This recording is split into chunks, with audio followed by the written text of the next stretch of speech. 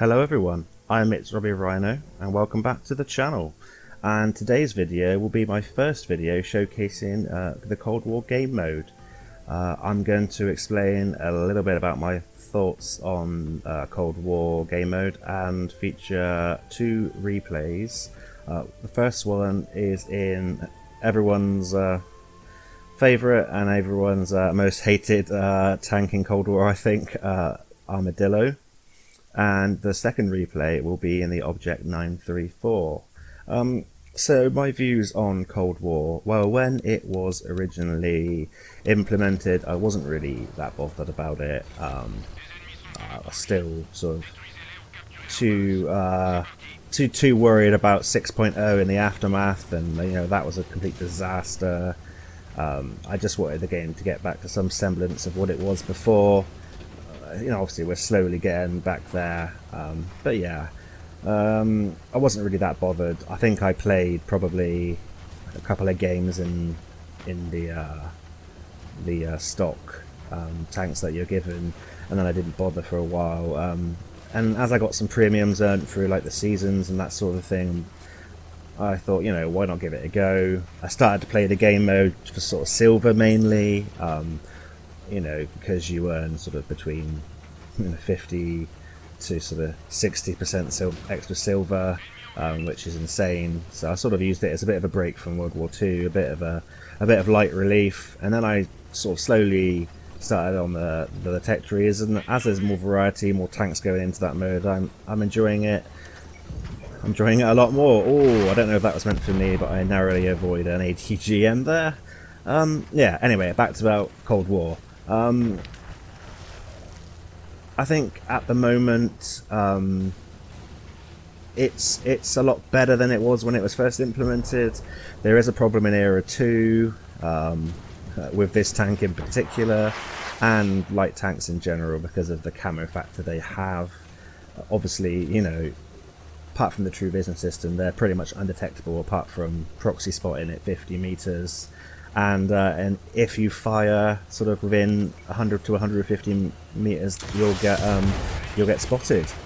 I haven't played Era 3. I'm sort of, I think, about like a couple hundred games away from getting Era 3 tanks. It's just the silver cost, which is obviously a pain in the ass to get to, but I'll get there eventually. Playing all these premium tanks in Cold War, it shouldn't be too long before I can afford a module, let alone a tank. But yeah, a little bit about the Armadillo, the tank in question.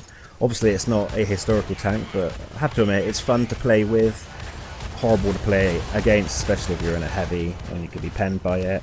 82.5 kilometers an hour base, which is insane. You can get it up to just under or just over 100 kilometers an hour. I think it's just over, which, for all of you wheeled vehicle fans, this is a bit of a taste of what you might get in the future. Who knows? 535 meters view range, base, 2,100 hit points, 55% silver earn rate, and the guns. Yes, there are 4 guns. There are 4 60mm cannons, each with 4 rounds, so 16 rounds in total.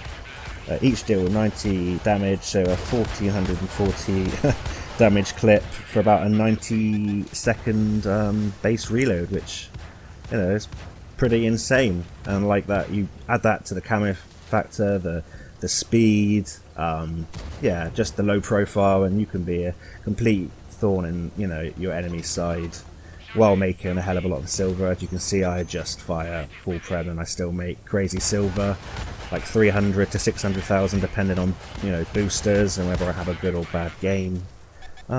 Yeah, I have to say I think Cold War's, it's easier than World War II for me personally to have a good game, or what I consider a good game. You might not consider it a good game. I think maybe it's just more it's just faster paced, more free flowing. Because of the high DPM damage, it feels like it's easier to have good games. And we're going to just tag team this Mobat now, me and this other Armadillo, and I think he just shot between the middle of both of us. He didn't know what to do, and of course, because you have so many rounds, you could damage someone's module, damage it again, set them on fire, and those those Mobats go up like tinder boxes. Yeah, it's fun, but it is also a problem. Maybe if Wargaming, well, hopefully Wargaming will cap the light tanks in, in Cold War in general, but especially Era 2 to maybe 3 aside, and I think that will make it a lot more balanced. But I am looking forward to future tanks, especially the British. I think was said in a stream recently by Wargaming that the British tanks will be coming to Cold War like December time or something like that, from what I remember, so that will be fun. So this game already racked up like 6.5k combined, and it's nearly the end of the game. They're very fast paced. If you want to make silver, got some silver boosts, you can make it up quickly. I tried to kill the last tank there with a ram. This tank probably weighs, I don't know, same as a bag of sugar, a feather, something like that. Anyway, but that's the end of that game. So we finished MVP, not too hard of an armadillo, but yeah, we make 380,000 silver, 6.6k combined damage, and that's it for the first replay. The second replay I shall highlight one of the tanks you can earn with the season pass, so I shall see you over there in a moment. Hello everyone, and welcome to the second replay. Here we are on Desfall, sorry. It's right there in front of me and I nearly forgot what map we were on. Great start. We are on Desfall in the OBJ.934. This is the level 100 reward for the arms race season.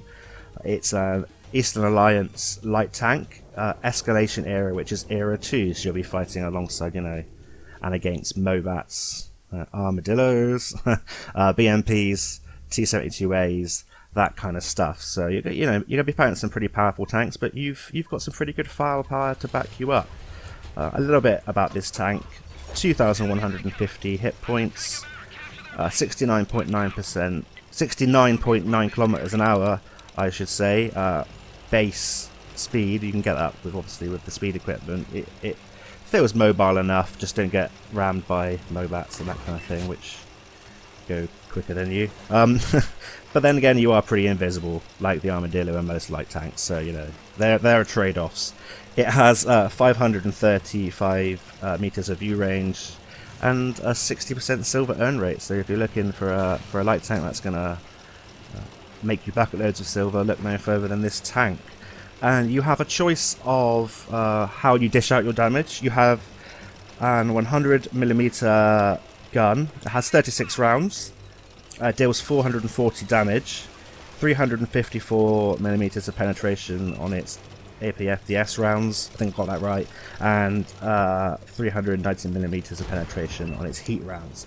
It also carries, or you can carry, 4 ATGMs that deal a whopping 870 damage if you penetrate, and 480mm of penetration. So they are effective. You only have 4 of them, so you use them wisely. And I think I use them fairly well in this game. I believe, possibly. I usually like to start off with them, get a good chunk of damage, done, help the team, and then use my standard rounds just to pick off the opponents that are sort of lower health. So yeah, we've come to the center on Desfall, which I like to come in Cold War, in World War II. I think it's a really powerful position.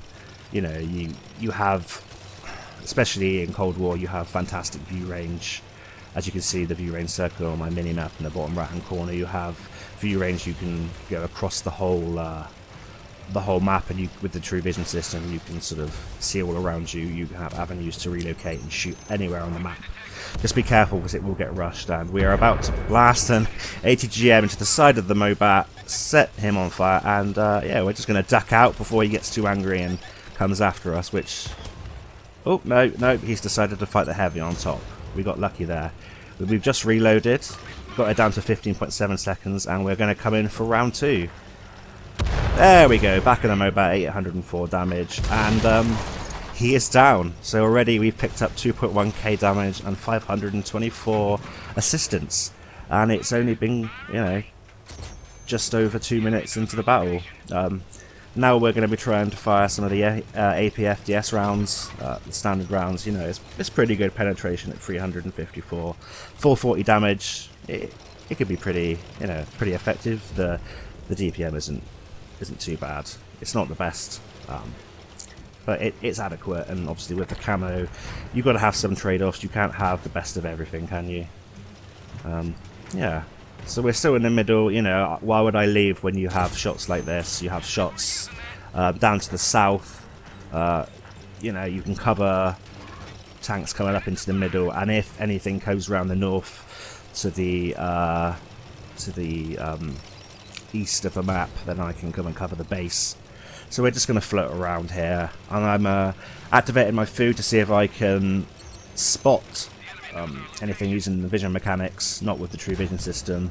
But I think we get proxied there by that light tank that's come up into the middle. I don't think he wants to mess with me. You never know, and I'm going to try a sneaky little shot through this through this little gap here, which is, you know, great thing. You find these kind of things on maps after years of playing them. Obviously this map hasn't been out for too long, but you can find some pretty cool shots like this if, you know, if you're just looking in the sniper mode. But yeah, we've seen that T-92 fire, and we're just going to go and finish him off because, you know, yeah, like I said in my previous videos, yeah, even in Cold War mode, any kind of tank that has good speed, especially light tanks, end of game with great camo can be especially dangerous. They can carry when it looks, you know, uncarryable.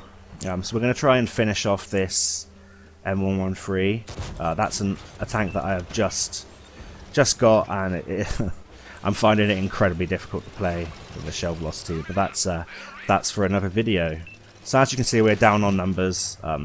But I think this is a good example of how powerful a light tank can be end game, using your camo, yeah, and using a good selection or a good choice, I should say, of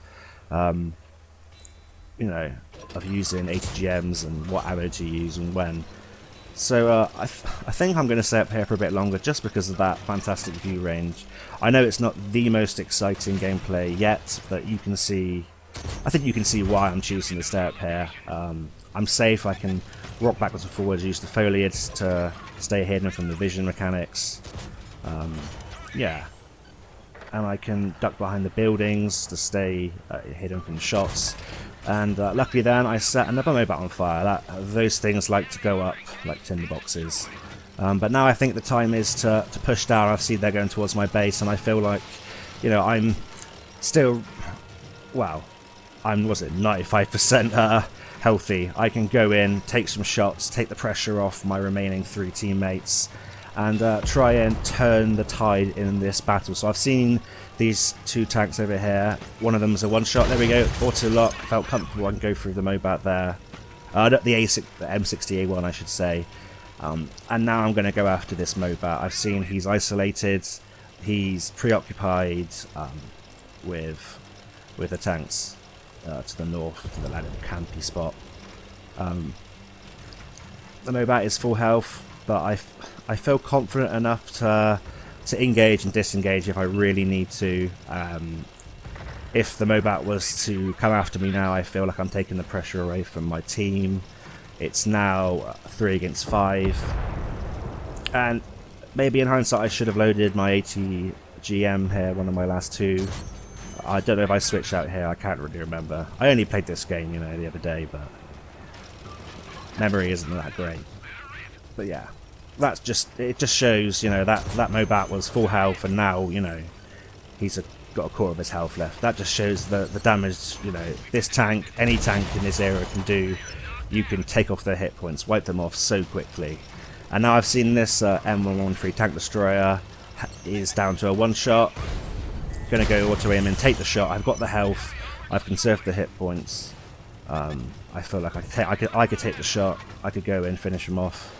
And now it's 3 on 3, and you know, we have turned the tide. It's obviously not all down to me, but even using distraction techniques, you don't have to fire to prove effective for your team. And now I'm going to go in with this light tank. You know, why let him go in on his own? He's going to have to reload after he's fired his ratatata gun, his little machine gun. But yeah, he obviously doesn't need my help in the end, as I, you know, shoot into the nothingness that is the tracks of Eastern Alliance tanks. This T-62, he was playing, I think he was trying to stay hidden there, side scrape, or just hide behind that rock, but it's come out now. Maybe not the best play, but you know, and now I've loaded the ATGMs, or I am loading ATGMs. I feel confident that this is going to be a win now, unless I completely cock this up. There we go. Maybe a dodgy shot going for the old turret there, but it penetrated, and it's just fantastic when you know you do that amount of damage and you can run away. I don't even get shot for it. I'm not sure why. Maybe it's just the shock factor. And I'm going to go in with my last ATGM now, get the tank down to a one shot and finish him off. There we go, 850 damage. Just loading. Going to finish the tank off now. Boom, there we go. And that's how I took down this game with the help of my other two teammates there at the end. So it's a really good result, what I'm very happy with. 6 kills, 8,200 damage, 1,785 XP. Yeah, I had a lot of fun. I had a lot of fun playing this game. We earned 439,000 silver. Just absolutely insane what you can earn with these Cold War tanks. I think I was quite happy there. I don't know what I was doing there. And there we are, just checking the mark progress. And I think that's it for this video. I should call it a day. I hope you enjoyed my first Cold War video. I will delve into this mode occasionally, and then I will come out with the old World War II content, you know, very frequently as well. So thank you very much for watching. I hope you all have an awesome day, and I shall see you on a battlefield. Bye for now.